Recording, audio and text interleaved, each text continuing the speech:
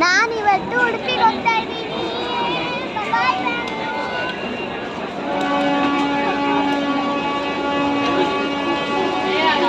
ಬೆಳಗ್ಗೆ 7ರಿಂದ 10 13ನೇ ತಾರೀಕು ನನ್ನಿಂದ ಶ್ರೀಮದ್ ಭಗವದ್ಗೀತಾ ಪಾರಾಯಣಕ್ಕಿಂತ ಮೊದಲು ಶ್ರೀ ಭಗವಾನ್ ಕೃಷ್ಣ ಪರಮಾತ್ಮರ ದರ್ಶನವನ್ನು ಪಡೆದು ಪ್ರದಕ್ಷಿಣೆ ಹಾಕಿ ಅವರ ಆಶೀರ್ವಾದವನ್ನು ಪಡೆದು ಪಾರಾಯಣಕ್ಕೆ ತಯಾರಾಗುತ್ತಿರುವ ಕ್ಷಣ.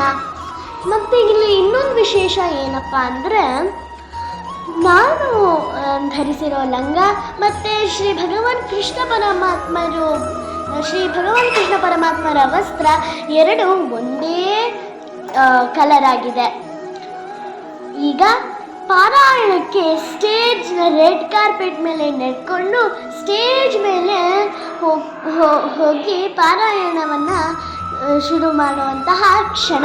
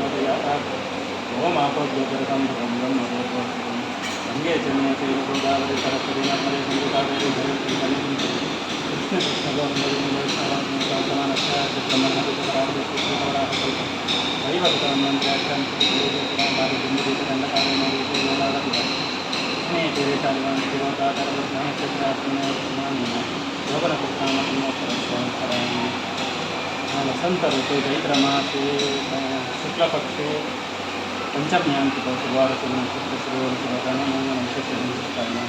सौपुण्यसिकास्मदादिगौणमध्वाचार्याणां उत्तमनमतिनिवासि वासुदेवसंरक्षणप्रसन्नादिविद्यादिचतुर्मोत्पादनन्तवरात्मकं निर्दोषानन्तकल्याणत्रिकोणस्य पाण्डुरङ्गकलाति रुक्मिणी सत्यभामासमेतति गोपालचक्रप्रेरणे रुक्मिणी सत्यभामासमेतति गोपालचक्रप्रे मम अन्ते क्षेमस्थैर्विद्याभयायुरारोग्यार्थैश्वर्याभिवृद्ध्यर्थं ज्ञानभक्तिवैराग्यसिद्ध्यर्थं समस्ताभीष्टपरिहारपूर्वक समस्तमनोभीष्टसिद्ध्यर्थं जगद्गुरु श्रीमन्मध्वाचार्यमूलमहासंस्थाने श्री गुत्तिगे मठाधीश्वरान् परमपूज्यानां श्री सुगुणेन्द्रतीर्थश्रीपादानाम् आदेशानुसारेण लोककल्याणार्थम् अखण्ड उदयास्तमान गीतापारायणं करिष्ये.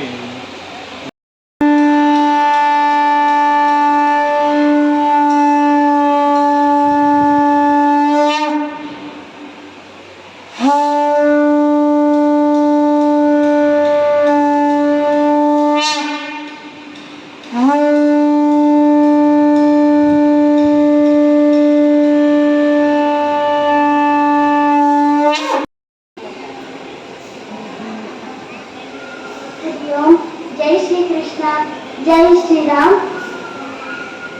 ಈ ಉಡುಪಿ ದೈವ ಸನ್ನಿಧಿಯಲ್ಲಿ ಶ್ರೀ ಭಗವಾನ್ ಕೃಷ್ಣ ಪರಮಾತ್ಮನ ದೈವ ಸನ್ನಿಧಿಯಲ್ಲಿ ಉಪಸ್ಥಿತರಿರುವ ಪೂಜ್ಯ ಗುರು ಹಿರಿಯರು ಹಾಗೂ ಭಕ್ತಾದಿಗಳೆಲ್ಲರಿಗೂ ವೈಮತಿ ಬೀಸಿ ಮಾಡುವ ಭಕ್ತಿಪೂರ್ವಕ ಪ್ರಣಾಮಗಳು. ಇದೀಗ ಶ್ರೀಮದ್ ಭಗವದ್ಗೀತೆಯ 18 ಅಧ್ಯಾಯಗಳ ಪಾರಾಯಣ. ಧ್ಯಾನ ಶ್ಲೋಕಗಳು.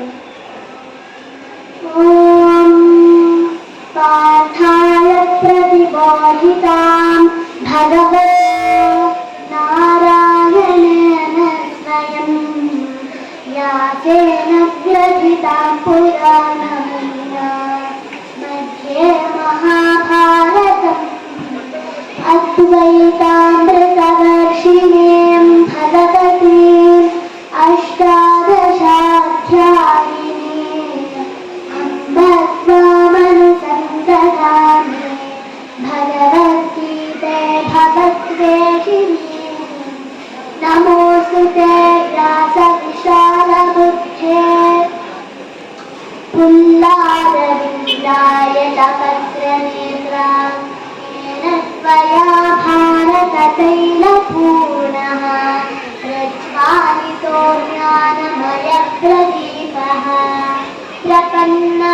प्रपन्नपारिजाताय स्तोत्रवेत्रैकपाणये ज्ञानमुद्राय कृष्णाय गीतामृतदुहे नमः।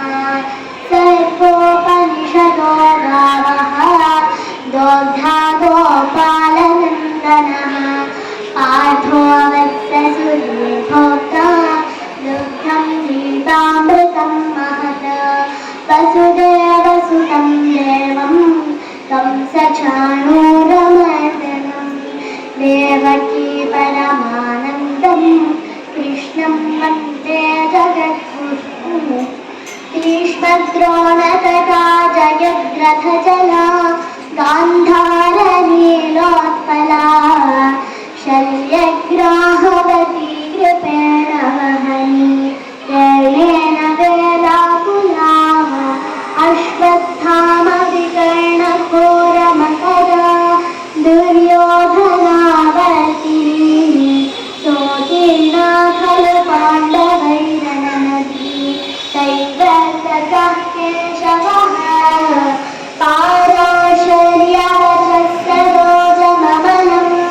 गीतार्थगन्धोत्कटं नानाख्यानकेसरं हरिकथा सम्बोधनारोहितं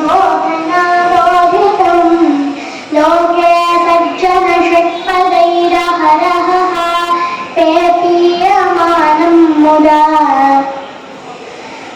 भूयाद्भारतपङ्कजं कलिमलप्रध्वंसिन श्रेयसे मूकं करोति वाचालं पङ्गुं लङ्घयते गिरिं यत्कृपातमहं वन्दे परमानन्दमाधवम्। यं ब्रह्मा वरुणेन्द्ररुद्रमरुतः स्तुवन्ति दिव्यैस्तवैः वेदैः साङ्गपदक्रमोपनिषदैः गायन्ति यं सामगाः ध्यानावस्थिततद्गतेन मनसा पश्यन्ति यं योगिनः यस्यान्तं न विदुःसुरासुरगणाः देवाय तस्मै नमः। नारायणं नमस्कृत्य नरं चैव नरोत्तमं देवीं सरस्वतीं व्यासं ततो जयमुदीरयेत्। एकं शास्त्रं देवकी पुत्रगीतम् एको देवो देवकी पुत्र एव एको मन्त्रस्थस्य नामानि यानि कर्माप्येकं तस्य देवस्य सेवाम्। ॐ अपर्याप्तं तदस्माकं बलं भीष्माभिरक्षितं पर्याप्तं त्विदमे तेषां बलं भीमाभिरक्षितम् अयनेषु च सर्वेषु यथा भागवस्थिताः भीष्ममेवाभिरक्षन्तो भवन्तः सर्व एव हि तस्य सञ्जनयन् हर्षं कुरु वृद्धः पितामहः सिंहनादं विनद्योच्छैः शङ्खं दध्मौ प्रतापवान् ततः शङ्खाश्च भैर्यश्च रणवानकगोमुखाः सहसैवाभ्यहन्यन्ता सशस्त्रम्।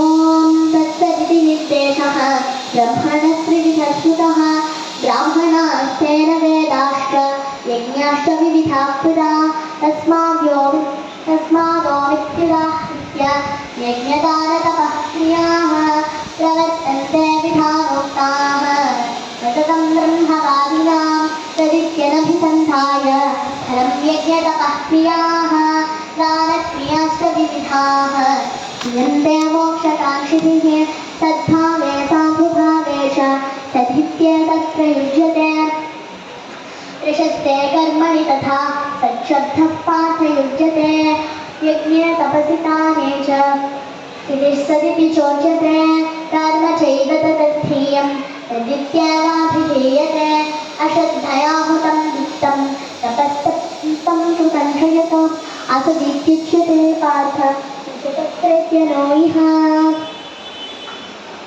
ॐ तत् श्रीमद्भगवद्गीतासु उपनिषत्सु ब्रह्मविद्यायां योगशास्त्रे श्रीकृष्णार्जुनसंवादे श्रद्धात्रयविभागयोगो नाम सप्तदशोऽध्यायः। अथ अष्टादशोऽध्यायः मोक्षसंन्यासयोगः। अर्जुन उवाच संन्यासस्य महाबाहो तत्त्वमिच्छामि वेदितुं त्यागस्य जहर्षिकेश पृथक् केशिनिषूदन। सञ्जय उवाच यत्र योगेश्वरः कृष्णः यत्र पार्थो धनुर्धरः तत्र श्रीर्विजयो भूतिः ध्रुवानीतिर्मतिर्मम। ॐ तत्सदिति श्रीमन्महाभारते शतसहस्रिकायां संहितायां वैयासिक्यां श्रीमद्भीष्मपर्वणि श्रीमद्भगवद्गीतासु उपनिषत्सु ब्रह्मविद्यायां योगशास्त्रे श्रीकृष्णार्जुनसंवादे मोक्षसंन्यासयोगो नाम अष्टादशोऽध्यायः। सर्वं श्रीकृष्णार्पणमस्तु।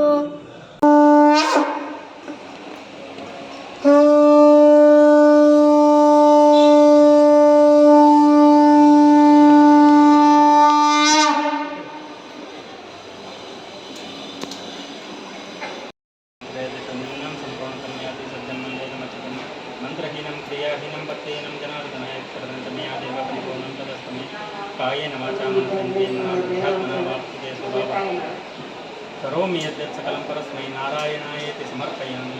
अनेन मया कृतं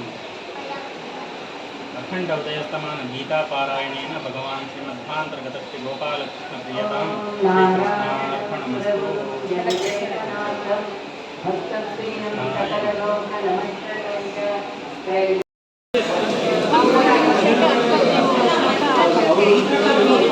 ಒಂದು ನಿಮಿಷ ರೆಕಾರ್ಡ್ ಬರೋಕ್ಕೆ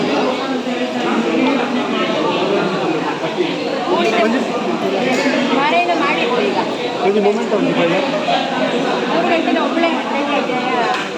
ಮುಡಿಸಿಲ್ಲ ಮೂಮೆಂಟ್ ಒಂದು ಮೂಮೆಂಟ್